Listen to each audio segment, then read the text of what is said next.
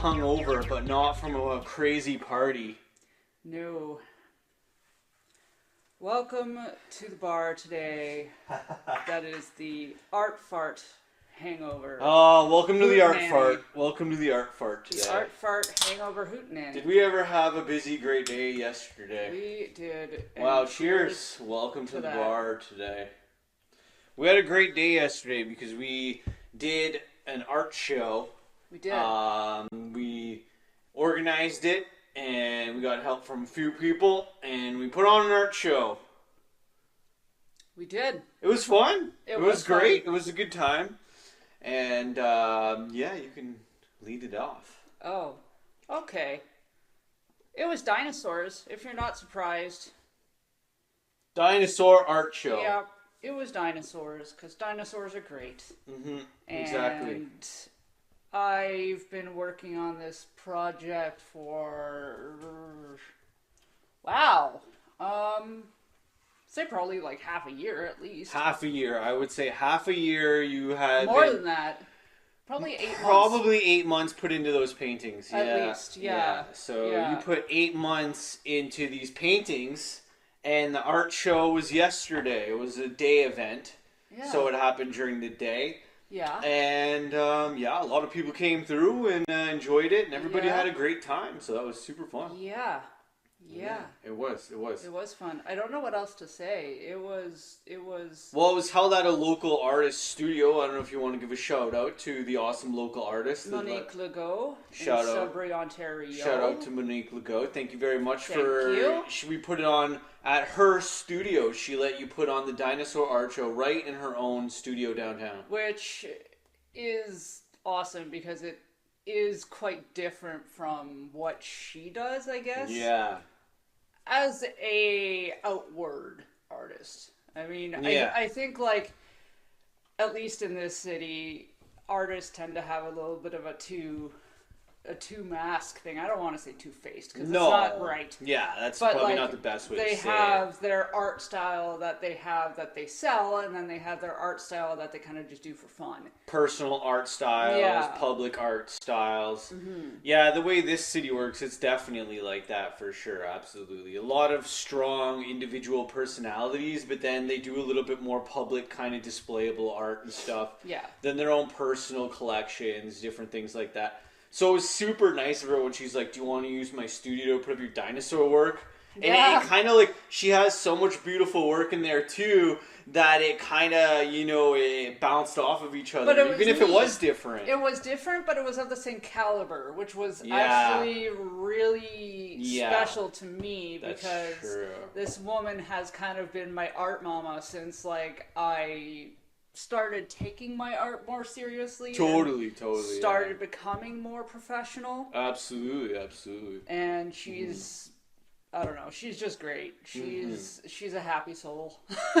Yeah, she's amazing. Her art is amazing. And when it was all up on the wall, and your stuff was there, and her stuff was there, and the vibe in the art studio was so awesome, and everybody was just having a good time. I got to see cool. a lot of old friends that I haven't seen in a bit. Yeah, it was cool to see a lot of people. It was cool to reconnect with those people because they're very much on the same mindset and wavelength as I am. Yeah.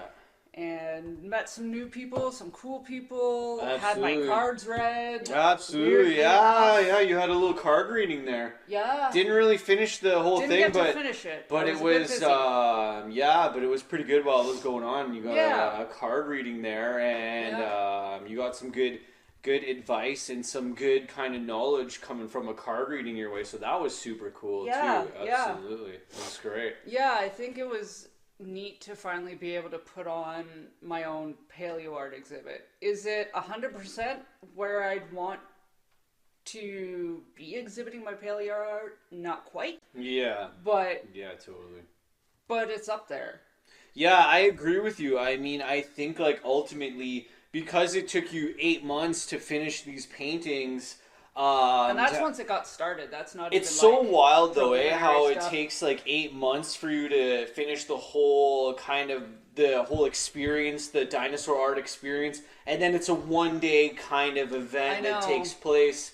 It's like, it's wild though. The 8 months leading up to that were just such a weird time. And it's like not 8 months of casual painting either. No, like you were painting a lot of solid painting. Yeah, exactly. You were putting in a lot of time into it. Yeah, and a lot of love. And a lot of love into your artwork and your paintings, and it just got such good positive feedback. Yeah, I think I surprised a lot of people.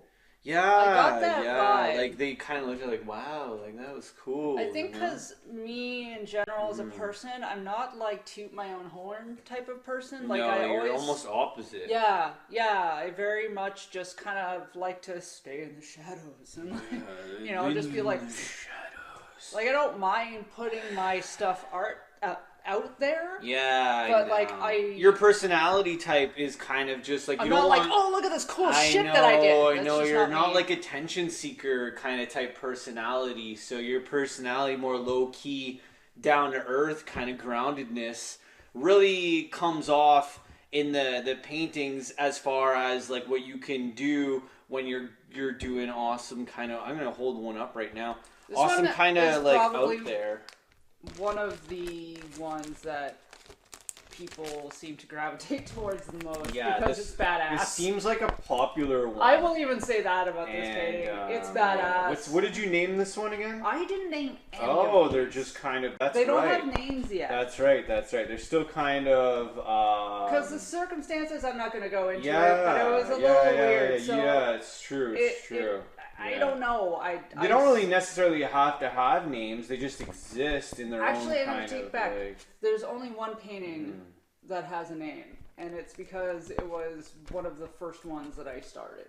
Oh, okay. So, cool. But that's great. This one has just been nicknamed the Flaming Rex. Yeah. So you got Flaming Rex here. And that one was really well received. A lot of people loved the Flaming Rex. I think it's the color palette. Was that one that was in the window too, right? Yeah. That was the window one. Yeah. So while people were walking by, you could see the Flaming Rex in the window. It seemed to get a lot of attention. Because it's badass. His head's on fire. Yeah, and his skull is there. Yeah, so Flaming Rex... you have that, like, really strong contrast. Absolutely. And I mean, while people were, looking at this one, you could tell it was just like they were trying to take it all in, right? Because Flaming Rex is pretty badass. And it came out as a painting with such good energy that when you finished that one and I looked at it, I was like, is that a Flaming Rex? And it's just like Flaming Rex. So that was super sweet. Yeah, I remember when I was doing my like preliminary work on that one. Excuse me. Not bad. That was a cute one. That's why I said excuse me. I never say excuse me when I burp. But anyway, when I was doing my mock-up, I did I have two different ways of doing it, which is kind of unique amongst artists. Sometimes I'll sketch things out in my sketchbook and do it that way. Other times I'll kind of collage things in Photoshop and do it that way. The Rex, I did him completely in Photoshop and just kind of altered things. Yeah. And I remember when I was doing that, you kind of peered over my shoulder and you're like, is that thing's head on fire? Yeah. I'm like, yes it is. Yeah. And just to kind of clarify, because I know with Photoshop, people might actually think that this is the Photoshop. No, that's hand painted. So just to clarify, what she means is that she did the design in Photoshop, and then this is an acrylic painting that she did. So just to kind of clarify that, right? Yeah. So you do the layout, the stuff, the editing in Photoshop, but then this is the actual painting that comes out. Yeah. So you kind of start with your idea in the Photoshop sense, and then throw down the acrylic painting kind of after that, And this one came out so easily. It was effortless for me, and that doesn't happen all the time. Sometimes I get extremely frustrated. But that one, I don't know why. I just like colors mixed perfectly, and because I rarely will use a color straight out of a tube. Okay. That's without mixing it with a little bit of something else. Something else, yeah. Yeah, rarely. Is that kind of like a thing that a lot of people do? I know I kind of like mixing colors too, and I find a lot of times when I'm mixing colors, if I'm coming back to it the next day and I got to remix, it's just That's you get why a into lot of that people like don't do it. I know because you get into that space where you can't find that exact combo because you were just kind of squirting a little bit of whatever. Yeah. So to try to remix it to that exact color that you had is so tough sometimes. So it depends on how you paint. The way I paint, because I paint generally in a lot of really thin layers. Yeah. Okay. Because I do it that way, if my color's like slightly off, it actually helps in the end because you'll get those different layers throughout the painting that it's hard to explain. Like, you won't necessarily see it as well in a printed copy of it, but when you see the painting in person, cool, you can almost see all of those layers because of the way light goes through paint. Yeah, for sure, absolutely. So that helps. Yeah, absolutely. I think so. If you're like a solid color painter, then it's a little bit more difficult. Cool. To mix paint. Yeah, and I mean, like, do you think when it comes to oil paints and acrylic paints, there's a difference in mixing? Like, from what you've noticed, like, is one easier or harder to mix than the other? Or is it kind of like a similar kind of thing? That's a really good question.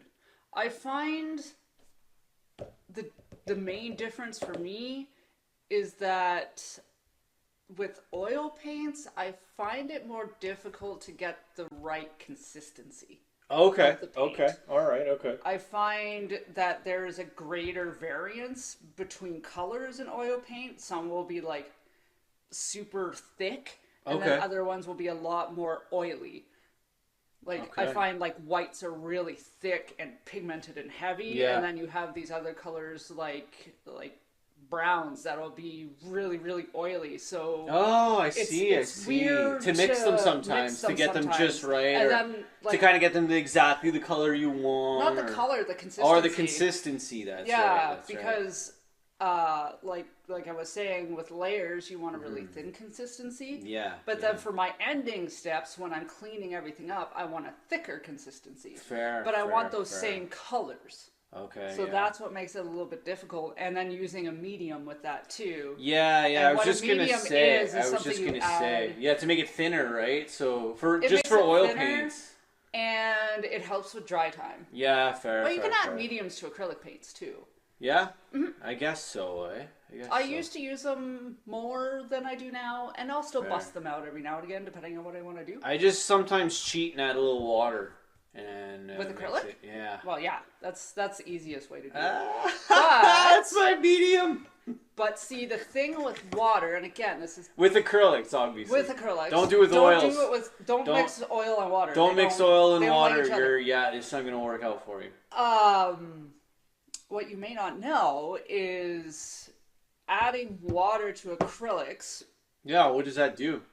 In comparison to adding a medium. So, when you add water, what you're actually doing is you're going to change the molecular bonding in the paint. Oh, wow. Because you have a polymer, which is like your plasticky thing to the acrylic. And then you have your pigment. So when you're adding water, it separates those more.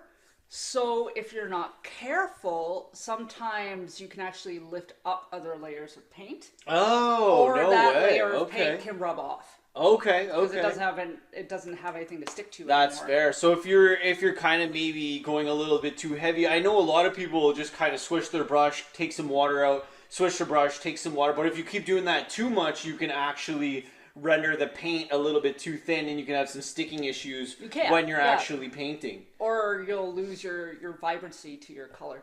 Fair. So you got to be, and I don't think that a lot of people maybe necessarily would even think about that or even know. That depends on. And then when they're painting, they could have some issues like what's going on. So you have too much water, and it'll also depend on your color that you're using too. So like, let's say a yellow. Yellows are generally fairly translucent to begin with, so they're easy to see through. Okay. So when you add too much water to a yellow, it's gonna look really, really dull. You're better off to not add any water to yellows. Okay. I actually add a little bit of white to my yellows.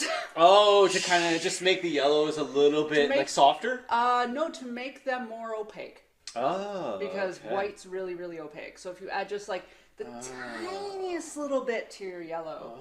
Oh. It makes it more opaque, and depending on what it's next to, can look more vibrant. Oh, opaque. Opaque. That's a cool word. Opaque? Opaque. That means not see-through. Exactly. Yeah.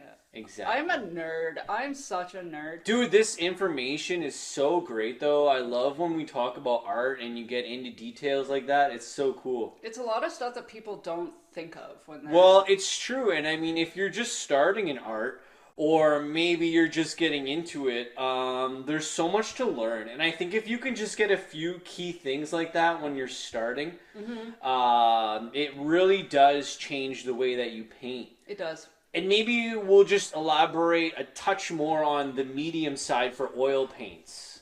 You mean for acrylics? No, for oils. You know how you, like, just to kind of add a little bit of medium? Like, because I didn't talk about the acrylic medium either. Yeah, we'll just do both, I guess. Okay, so I don't that's kind have, of interesting. like, a super big experience with mediums and oils. I have two that I generally use. So what do the mediums, what are they used for? Usually they're used for quickening the drying time because oils take a minimum of 24 hours, if not longer than that. Oil paints take a while to dry. Actually never, ever dry. Yeah, that's what they say. Yeah. So it does that, and then it can make them thinner, so they become more of that translucent as opposed to their like hard opaqueness. That's cool. And some will give it a good shine. Almost like adding like a richer oil to your oil paint. Oh, okay. Gotcha. Yeah. So that's my experience with that. I use like a paint thinner. Yeah. It's called Mona Lisa is the brand because it's odorless, which is a beautiful thing, but also be mindful that there is still harmful fumes in that shit. So just because it's odorless doesn't mean that you should have it under your nose because it will get you uncomfortably high. Yeah, what we usually try to do is pour it in a little bowl and then keep like aluminum foil kind of covering the bowl for when you're not using it. So that way you don't have your full container open beside you. Pour a little bit in a bowl, keep like some foil or just something to cover it. That way it's covered basically, pretty much what we're trying to get at. Yep. And then mediums with acrylic, there's all kinds of mediums. Nice. That I've used for acrylic. Nice. There is what's called a glazing medium, which actually makes your acrylic paint look a little bit more like oil paint. Okay. Which, if you want to paint in thin layers, but you don't want to decrease the amount of pigment in your acrylic paint, use a glazing medium. Because it'll thin it out like water does, but it won't break those molecular bonds. Exactly. So if you don't want to be like me and use too much water and end up in a big giant pile of mess, do that. Do that, man. And then there's modeling paste, which is fun. That's if you want to create a lot of texture and a lot of like depth. Cool. Like physical depth, not like color depth. Oh, like it makes the paint kind of more... Like it's like if you were to take a modeling clay and make it really flat. Okay. That sounds really weird. Yeah, a little bit, yeah. But that's how I would explain it. Or like when cement is in its liquid form. Okay. It's like that. I see. Okay. So it's like a cement type kind of texture. Yeah, so you can mix it with your paint and then use like palette knives and things like that and make big thick globs of whatever. Super cool. Or you can do, like if you're painting rocks or whatever. Yeah. I find it really good for rocks.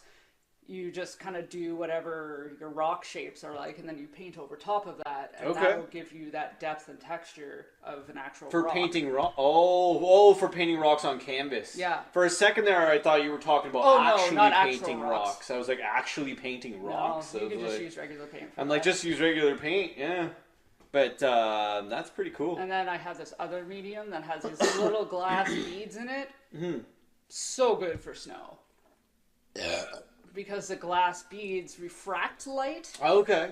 So it looks like that effect you see with snow, where it glistens. Oh, okay. Yeah. Fair. And I have some with like that's neat. Gold flakes in it. I have like a glossy, thick medium, which is similar to the modeling paste, but it's glossy.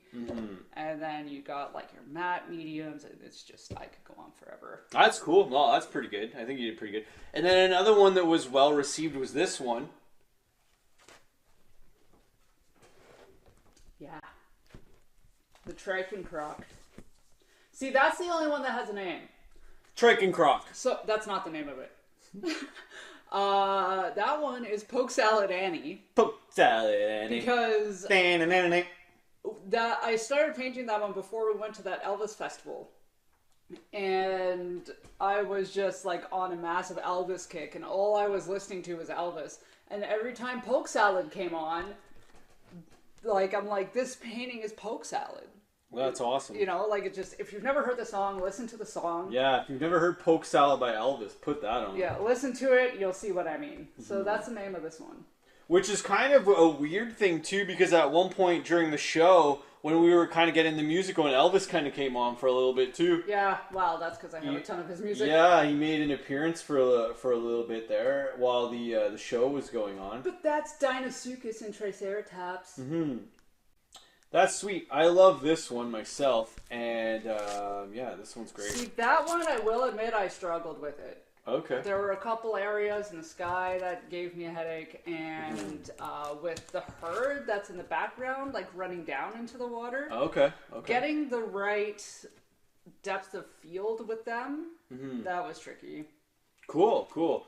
Well, I mean, it's kind of one of those things where if you're putting a month into a painting, which this was your biggest one, so this was like your centerpiece.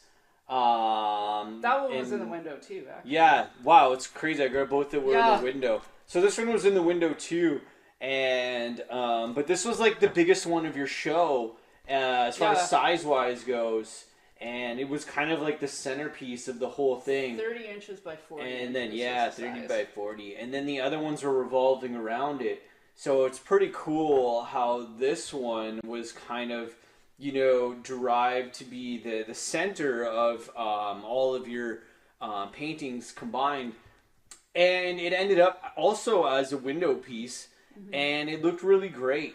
So it was super neat to have some on easels, some on the wall, and just an overall amazing experience of people taking in these beautiful new paintings that now exist. And I think, you know, as far as art goes, and yeah, like, you know, definitely body of dinosaur pieces, these ones are really spread out. And I mean, we just got 2 examples today. Yeah. But I think though you encapsulated a wide variety of dinosaurs in different various poses doing and different things. And prehistoric creatures, because, I mean... Yeah. The Dinosuchus isn't a dinosaur. It's a crocodile. Fair. And I do have a pterosaur painting too. Fair. Which to the general public is known as a pterodactyl. Pterodactyl, exactly. That hurts my feelings to say. That's a pterodactyl. That's a pterodactyl. And like, it's, you know, there's a lot of studying that goes into my paintings too, at least when it comes to my dinosaur stuff for the most part, because I try and be as accurate as I can, but while still maintaining my sort of animated flair to things. So I do a lot of reading. I look at a lot of skeletons. Yeah, it's a lot. That's cool. And then I paint it. Yeah. And I mean, yeah, and you know, leading up to the show, there was a lot of prep. There was a lot of different things that happened and didn't happen, and it worked out. I think it worked out exactly as it was supposed to, and I think that it, you know, it panned out. It panned out great, and with the music playing and the atmosphere that was going nice on. Little Jurassic Park. Yeah, it was the sunniest day outside. It was, nice, a beautiful day outside. So people were outside hanging out, coming in, coming out, coming in. It's just so, yeah.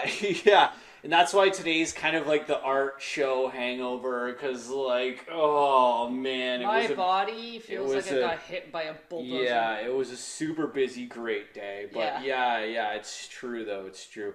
A lot of up and down and bends and twists and twist and shout. Ah, very true. Very true. Do the twist. Do the twist. And now they're up there for the rest of the month in all of their glory, and what is next? I don't know. I mean, hey, that's kind of the thing. The most beautiful thing about art shows and people celebrating their art in any creative art showcase is that it exists, it's there, enjoy the beauty of it, and it'll always be around for, for whenever and wherever it ends up, And that's kind of the cool thing. Nice. The coolest thing for me in art is never understanding where it's going to go, where it's going to end up. Such a different world now. Where, where it's going to be put up, taken down, moved to, tossed in, displayed, not displayed, thrown in a corner, put back up, put back in a box, thrown on the wall, taken off a wall. I love the journey of the art after it's created too. I think that's why a lot of it's so unknown, and that's why I love it so much, because it's just like you put your hands up because you don't know. And I think that's why a lot of art ends up selling for a lot more after the artist dies, because they've been through such history at that point, which I don't know about you, but when something has a deep, long story to it, it becomes more valuable in different senses. Totally, yeah. And I think that's kind of the thing with art, is that not only art as in the paintings that are completed, but the story and the journey and the road to making these paintings and creating them is in fact the whole kind of thing behind art. Is not only just looking at it like, wow, that's a nice piece of art. It's the story about how you got there. Tell me about how you painted them. Tell me about like why you did this and how you came to make these and how they ended up so awesome, And I think I agree with you. As more time goes by since someone finishes a piece of art, the more interesting it almost becomes, because you have this thing that just exists, whether it's 100 years or whatever amount of time, and it's like that's something that somebody created way a long time ago that's still up on a wall in a museum somewhere doing its thing, but the story behind it just becomes wider, you know what I mean? And that's, to me, why art and the longevity of it is just kind of an amazing thing. Yep. Yeah, dude. Yep. It's so true. It's so true. And now I'm at this thing where I'm like, well, what do I go for next? Do I continue on this paleo art journey that I've been on, or do I paint something else to shut people's mouths? Because people have this habit of telling me they want to see me paint things other than dinosaurs, or draw things other than dinosaurs. And it kind of grinds my gears just a little bit, because it's kind of insulting. Because you what? Because you like dinosaurs. Because it's what I like. And, it's like going up to a cyclist who just finished the Tour de France and being like, you know what, we really like to watch you cycle, but we want to see you do some swimming. That's exactly what it's like. That's a perfect example. That's a perfect example, yeah. Yeah. Like, it's not that I can't do other things. Yeah, it's true. It's like, yeah, it's kind of true, and that's actually, I think that example is absolutely perfect, You know what, we like to see you cycle, but maybe you should do the triathlon next, just because that's what we want to see you do. That cyclist has probably spent a solid year training for just that one race. That's not talking about the rest of the beginning of their lives. He set up that bike exactly the way he wants to. He's got that bike dialed in. His fitness and training are there. Yeah, and that one sentence is sometimes the first thing that people say to me. I know, right? Like, excuse you. Yeah, I know. They always want you to do everything, right? It's like... if you want me to do something else, guess what? Commission me to do it. Yeah, but at the same time... Yeah, and at the same time, it's like...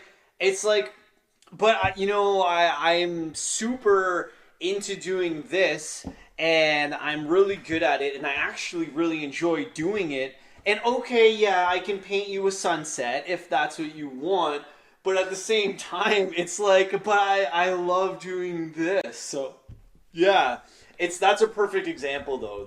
The cycling Thanks. example. Thank you. I think that's great. I've thought about this. Yeah, and it's true. It's like, if you get someone that is just loves cycling so much, and then you tell them, like, hey, you know what? Like, we love watching you cycle, but yeah, maybe you should try the triathlon or just become a swimmer. You know what I mean? It's like I've been training for a year to do this race, and I got my bike dialed in the way I want to, and I'm going to do this race. You can watch me do this, or shut your fucking mouth. I'm not going swimming. You know what I mean? I'm going on my bike. I'm doing the Tour de France.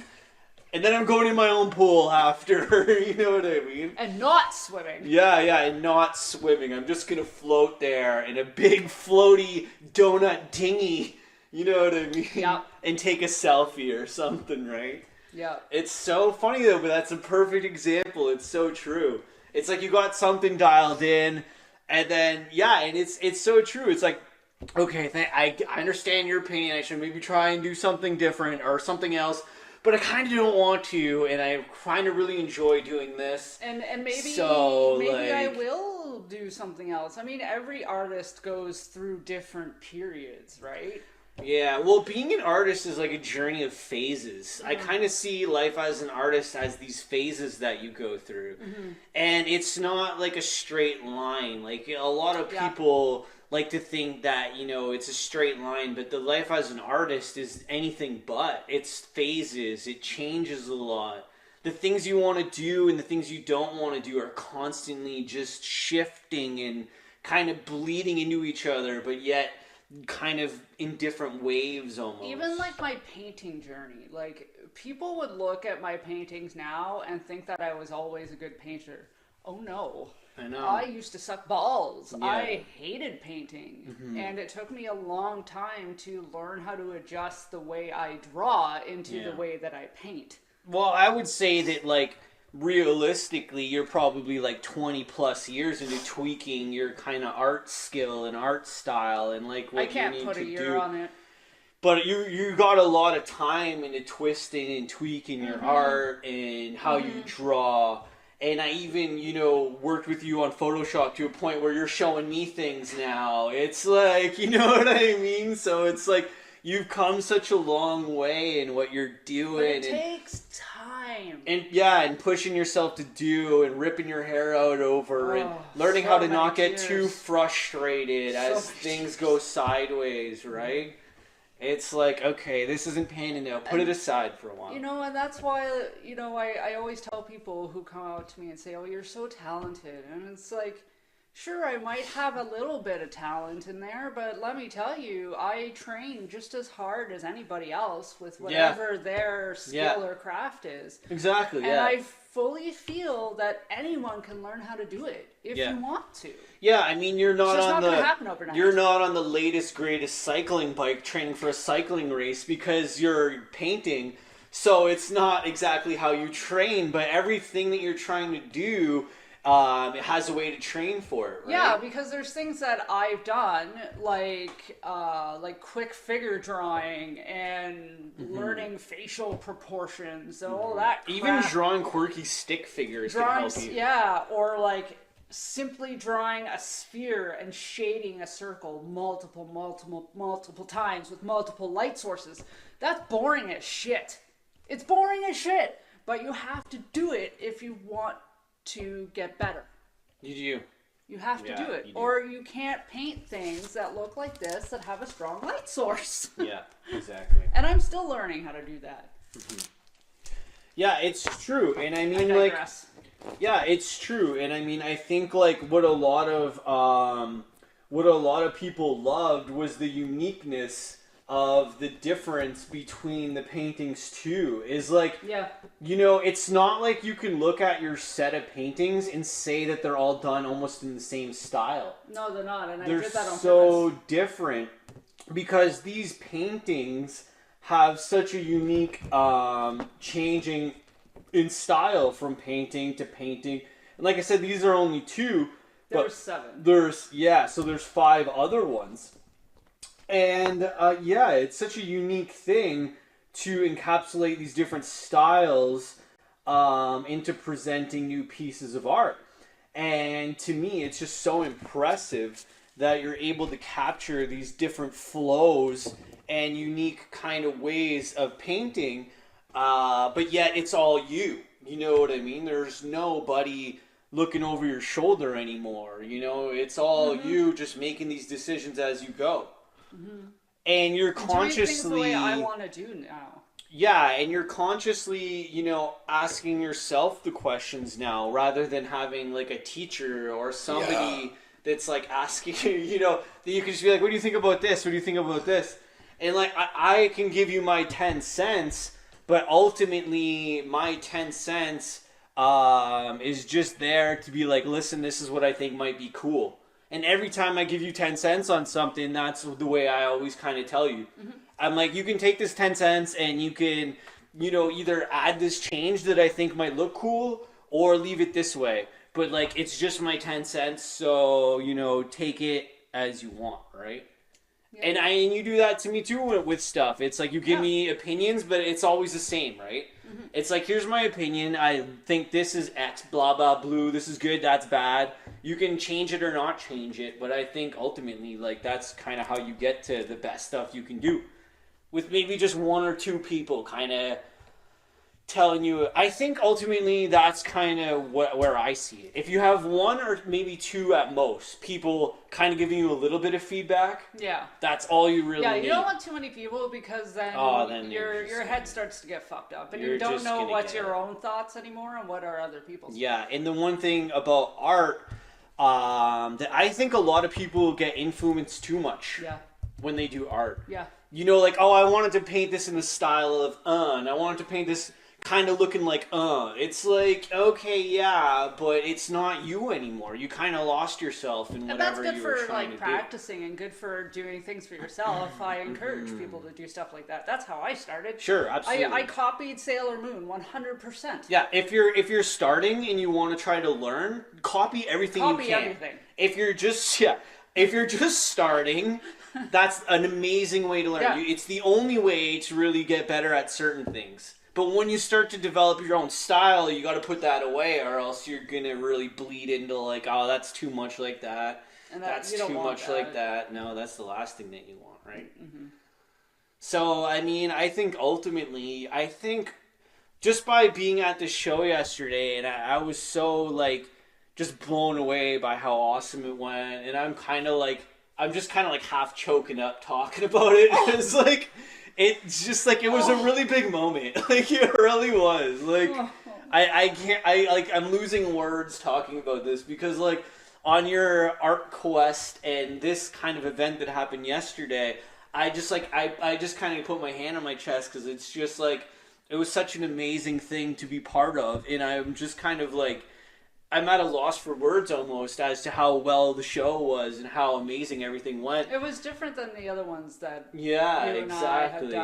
We've done a few different things together, but this one had like a very unique, like, ultimate awesome vibe. Like, some of them you don't know how they're gonna go, but your work, her Monique's work up there, all the different paintings. It was just such like a cool atmosphere to be in, and it really. Was a unique and amazing time. It was. Yeah. And I know that the whole, like, you should paint things other than Dinosaur thing is a large majority due to the fact of where I live. Yeah. But still, don't say that to people. And, like, at the same time, it's like, you could take the bicycle example and be like, hey, you got your bike all tuned up for the Tour de France. Like, you should just try riding this dirt bike. You know what I mean? It's like... It's like, it's kind of the same thing. Yeah, right? and I think... Why don't you just do the race on a dirt bike? Maybe it's like about rephrasing it, you know? It'd be like, have you ever tried to, but... Yeah. You know, like, have you ever thought of trying, but... Mm-hmm. You know, like, rather than be like, oh, this is good, but I'd rather see you do this. It's it's a little bit weird. Well, that's fine. Mm-hmm. But if you want that and I don't do it, then go see that guy, because he might do it. Yeah, I totally agree with you. Yeah, unless, like, you like something specifically about me, in which case I could generally create art from whatever you want.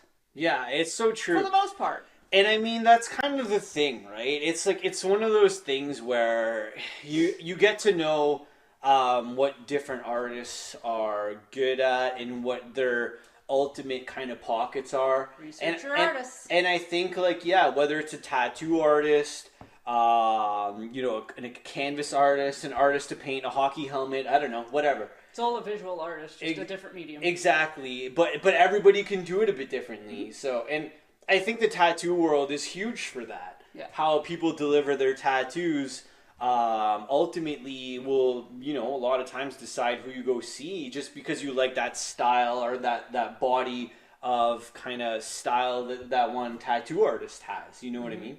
So when you're picking a tattoo artist, that's kind of how a lot of times you do it, for sure. It's true.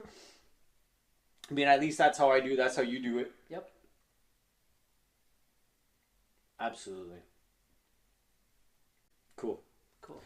But yeah, I mean, I like I said, I'm kind of like speechless about the amazingness that art shows bring to anybody that's putting one on, and anybody that I know sometimes it can be a little uncomfortable to go to an art show if you don't know anybody else going. And a lot of people think art shows are snooty, and some of them are. You gotta pay attention to which ones you're going to if you don't want the snoot.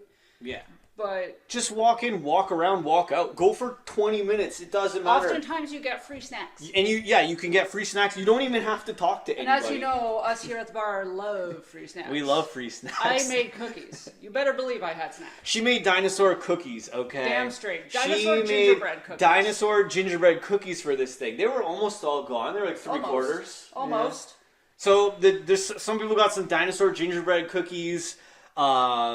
That was super fun. Mm-hmm. And yeah, anybody who hasn't been to an art show, if you've never been to one, just go. Whether you talk to the artist or you just walk around, do it. Do it. Wherever you are, wherever you can get to one. Do it. Always a good time. Go see some new local, unlocal, worldly, globally art displays. Go see stuff. Mm-hmm. So you have an album of the week this week? Oh, yeah. I do. I was listening to this guy in his band. I got one of these old radio kind of CD things with some CDs. I know we're not like talking a lot about random shit this week, but we're fart hungover. We're fart hungover. So this one, this guy right here, a little bit of chubby checker coming in this week. He's chubby and he checkers. Or does he look chubby in checkers? I don't know, but he does the twist pretty well, that's for sure. Do the twist. Do the twist. So they put the twist, the first song, and the last song on this Chubby Checker CD awesome. Is the twist. So this is actually the best of Chubby Checker. And Chubby Checker has an amazing style of music. And I toss on some Chubby Checker when I just want to bop, hop, and boogie and bop. That's what that music is. I go to Chubby Checker to get a little bop, hop, boogie, woogie. And boogie and bop. So this week's album of the week is this best of Chubby Checker. And I don't even know, I don't even know what year this is from. I don't know. If I had to, like, I don't know, the 60s? Chubby Checker? If I had to guess, then maybe? This, like, best of Chubby Checker? 50s. The 50s Chubby Checker? Yeah, I would go the 50s. Okay. Yeah. Chubby Checker 50s, maybe late 50s crawling into the 60s. Like mid to late 50s is my guess. Okay.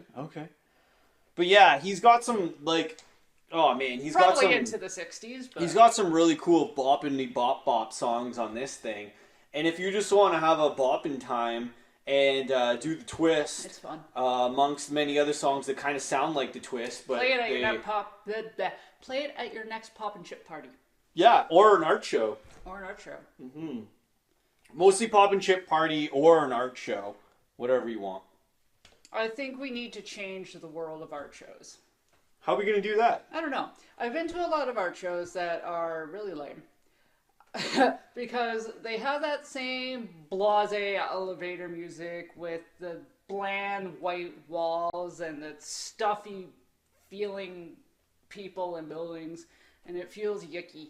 And I think we need to We changing the game? We need to make art shows more like they were in the 70s, where they were kind of controversial, kind of more alternative, as opposed to upper society, which is kind of weird to say. Art has had this weird thing throughout history where the beginning of it was very much upper society. You know, artists were hired by royals to do things. They were looked at as magicians and gods and things like that because they could create art stuff out of nothing. Yeah, they were the inventors of new things. Yeah, and then that gradually decreased and they got more rebellious and controversial and stuff of that nature, and it started to become a little bit more underground and edgy. And then it slowly started creeping back up the other way, where it started going back more into that debutante sort of era. Fair. And we're in an in-between right now, I think. Well, I think, yeah, I kind of agree with you on that. And I think right now, with a lot more art shows coming full swing, a lot of art shows up and down, a lot of them coming and going without a lot of people knowing that they even happened. We're definitely in an interesting period, and I think the big art show type swing is going to be an interesting kind of pocket for people to figure out, because I agree with you. There's a lot of art shows that happen every day that people don't even know that they happen. If you live too far away, if you're not in the same bubble. There's art shows going on every second day that a lot of people miss, that they don't even know about. Yeah. There's millions of people that didn't even know that you had an art show. You know what I mean? So it's kind of one of those things where, yeah, you try to get the vibe out for the art show as much as you can. But I totally agree with you in a sense that I don't think there's a right and a wrong way to do it. But there's definitely a funner way, and there's definitely a blasé way. Mm-hmm. And I think you have to try to understand how to make it a more enjoyable, up-tempo event kind of thing. And especially in today's time, I think. Yeah. Put some Chubby Checker on, get some people dancing, put the art up, and have yourself an art show kind of that way. Make it a show. Not a show. And we had the music. We didn't have anybody dancing, but we had the music. We had the music. We had the snacks. Zoe danced. Okay. She danced a little bit. Well, okay. So there were some people dancing. Yeah, we had a dancer. Okay, there we go. She was dancing for a little bit. Yeah. But overall, I agree with you. It's an interesting kind of world, the art show, and you can get the word out as much as you can. But ultimately, I think they have a unique flow, and I don't know if there's there's definitely a bad way to do it, but I don't know if there's a perfect good combo. That's kind of questionable, because everybody will like it a little different. You know what I mean? Some people wouldn't want the music to be too loud, because then it's kind of... So they can go to their snoot art shows. Okay, fair. You have to, so once again, you have to do it your way, and just do it the way that you feel it. My way. Yeah, exactly. But I agree. I think it does ultimately come down to how you want to do your art show. And if you want to put your art show in a big hall and get a loud music going, and maybe in a full band, do it that way. And one day I would like to do that. And maybe I would like to make it a show. Maybe your walls aren't white. Maybe you have pink walls. Maybe you have orange walls. Maybe the walls are black. Maybe the walls are, depends if you checkered. Checkered walls. Oh, checkered walls. Maybe you have checkered walls, and everybody's walking around confused. You have mirrors on the floor, and you have checkered walls. And then everybody walks in, and they're just endlessly confused because the floor is a mirror, and the walls are checkered. And you're in a room. It's fucked up. You're in a room where the walls are checkered, the floors are mirrors, and then you have art all over the place. See, if you wanted to do some trippy, Alex Carroll, Alice in Wonderland vibe, I'm just saying. That would work. I'm just saying. It could be wacky. People need to think outside the box. Checkered walls with mirror floors and Chubby Checker playing, and then you throw up dinosaur paintings with fireballs, and that's how you do an art trip. So if y'all like dinosaurs and dinosaur paintings, I still have prints. Hit me up. There's some prints. Yeah, there's some prints available. Or even if you want to see the other paintings. Yeah. Comment, say something. Send her a DM. Slide into my DMs, not like a creep. Yeah, it's hard to do. Most DMs you just slide in. Well, you can slide in like a creep, but if you're being a creep, then you're being a creep. I don't know. We'll go with that. Yeah, I guess. But I mean, yeah, if you're interested in any of Amanda's amazing, I probably like you if you're a creep. Yo, we actually love creepy people. The creepier you are, the better, because we're pretty creepy. So it is what it is. Well, I'm done. I'm done my beer. I'm done standing. Yeah, we've been standing. You know what? It's true. We were standing so much yesterday, up and down, moving things around, shifting stuff. But yeah, that was fun. I wanted to talk about your amazing art show. Thank you. I wanted to just kind of have a moment of reflection, because yesterday was so busy, and today we've just been in the art show kind of hangover. I've been napping the majority of the day. Oh man, yeah, it was naps. Just like yesterday was such like a full kind of like all over the place type day, that today has just been like this like recovery, like naps. Kind of talk about a little bit of your show yesterday. Yeah. But I think that's pretty much all that I was going for in the world of art. I still have yet to make the origami bat. Oh yeah. So on our last one, the origami bat just didn't pan out. We thought that I will do it eventually. We thought that we could pull off the origami bat, but we didn't have any practice. Nope. So we totally went in blind to this origami bat, thinking that we could do it. And we face planted so hard. We're like, you want to just try it? We're like, can't be that bad. And then it just completely disaster. It train wrecked. Shout out to the origami people that are good at it, because we train wrecked that hard. We'll figure it out. We had no practice. We went in blind. So how do you want to end this with an inspirational quote? I don't know. Do you have any Picasso quotes memorized? Do you have any art? Do you have any of your top artist quotes memorized or something like that? Fuck me.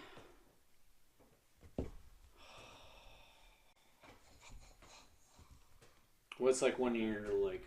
I really feel like I should know this. But I don't. Oh. There was one that I used to know by Degas, but I forget now. Had something to do with color. I think Picasso has one that's like, it's how far you can imagine that will like ultimately define your boundaries or something like that. Oh, that's neat. I think that's a pretty cool one. I don't know any off the top of my head. Yeah. Like, the limitation of your imagination will kind of define your boundaries in life or something like that. I like that. It's kind of like, I don't know if I got that perfect, but I remember when I saw that quote, it was kind of cool. All right. It's like, yeah, don't put too many boundaries on yourself. Let your imagination kind of spread, and things will change. Let your imagination spread like herpes. Yeah, there you go. Made it one up.